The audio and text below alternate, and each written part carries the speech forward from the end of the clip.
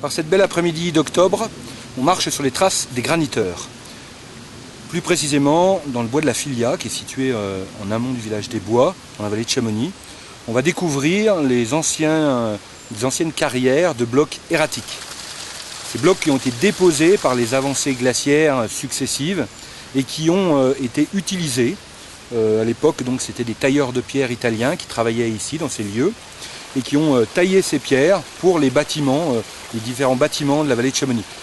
Ces pierres étaient donc apportées par le glacier. On allait donc chercher cette matière à la source, et on va voir au fil de ce petit circuit comment les gens travaillaient, et découvrir un lieu qui reste un petit peu à l'écart des routes touristiques de la vallée, si on peut dire, et qui se déroule ici dans une très belle pessière, une très belle forêt d'épicéas, où petit à petit la végétation s'est installée, a commencé à prendre place, à coloniser un petit peu ces blocs qui petit à petit ont disparu sous cette végétation. Le premier petit atelier de ce circuit qui a été en fait réalisé par l'ONF. Alors ici, c'était l'endroit où on choisissait le bloc. Alors évidemment, il fallait choisir un bloc en fonction de ce qu'on voulait en faire. Et une fois ce bloc sélectionné, il allait s'agir de trouver la ligne de faiblesse de ce bloc. Donc dans le granit, il y a assez peu de lignes de faiblesse. Et on trouvait ce qu'on appelle la diaclase, donc cette fameuse ligne de faiblesse. Et on allait ensuite ouvrir le bloc grâce à cette ligne de faiblesse. Voilà un de ces gros blocs qui a été cassé. On a donc trouvé la ligne de faiblesse, on l'a ouvert. Il a été abandonné. Et puis on peut voir aujourd'hui que la végétation petit à petit reprend le dessus, s'installe. Alors deuxième partie de cet énorme travail de taille des blocs. On a ici des blocs qui sont équarris, donc on va leur donner une forme beaucoup plus précise. On va s'approcher déjà un petit peu de leur forme finale et on va les équarrir grâce à un outil qu'on appelle la masse de Testu.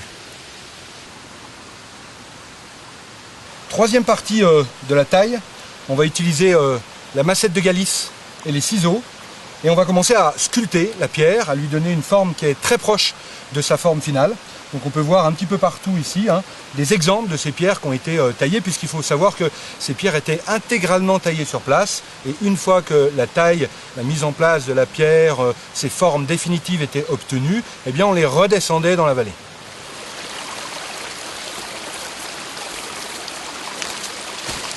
Dernière phase, le dressage des pierres. On utilise pour ça deux masses qu'on appelle la marteline et la boucharde.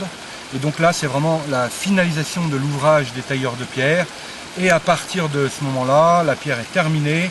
Et il reste encore un gros morceau, c'est celui de les redescendre dans la vallée et d'aller les mener à l'emplacement prévu pour leur future vie.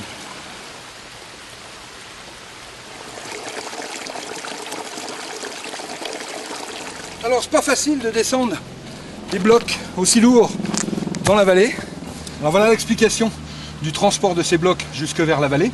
Alors avec cris, levier, cale, on mettait la pierre sur une sorte de plateau en bois qui était lui-même posé sur des rondins et on le descendait en le retenant par le haut jusqu'à l'amener à un chemin de halage qui allait le mener jusqu'à Chamonix. Donc ces blocs parcouraient évidemment plusieurs kilomètres dans la vallée. On a commencé à exploiter ces carrières de granit au début du 19e siècle, ce qui a correspondu donc avec le retrait des glaciers.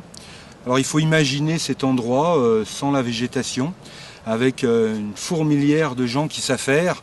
C'était des tailleurs de pierre italiens pour la plupart, qui étaient hébergés par les paysans de la vallée de Chamonix, par les chamoniards, et qui travaillaient une bonne partie de l'année sur ce site, en tout cas tant qu'il n'y avait pas de neige.